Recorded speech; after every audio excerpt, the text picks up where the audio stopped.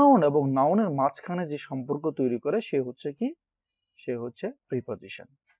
এখন প্রিপজিশন হচ্ছে নাউনের সম্পর্ক তৈরি করে, প্রোনাউন এবং কি নাউনের ভিতরে সম্পর্ক তৈরি করতে পারে। তাহলে এখানে বাট কি হিসেবে ব্যবহৃত হয়েছে, এখানে প্রিপজিশন হিসেবে ব্যবহৃত হয়েছে।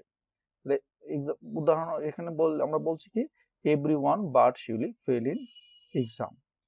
পরেরটাতে আমরা লিখেছি কি সে কঠোর পরিশ্রম করেনি তবে পাশ করেছিল। এই বাক্যে দেখেন আমরা প্রথমটুকু লিখেছি সে কঠোর পরিশ্রম করেনি, তাহলে এটা ইংরেজি হচ্ছে she did not work hard। did not কেন বসেছে, নেগেটিভ অর্থে, যে নেগেটিভ করার জন্য, এটা পাস্ট টেন্সের ঘটনা। এখানে আমরা দুটি সেন্টেন্সকে যুক্ত করেছি এখানে বাট দিয়ে, তার মানে এই বাট শব্দটা যদি বাদ দিয়ে দিই তাহলে দুটি আলাদা আলাদা সেন্টেন্স হয়ে যাচ্ছে। দ্যাট মিনস আমরা জানি দুটি সেন্টেন্সকে যে যুক্ত করে তার নাম কি, তার নাম হচ্ছে অবশ্যই কি কনজাংশন। তাই দেখেন এখানে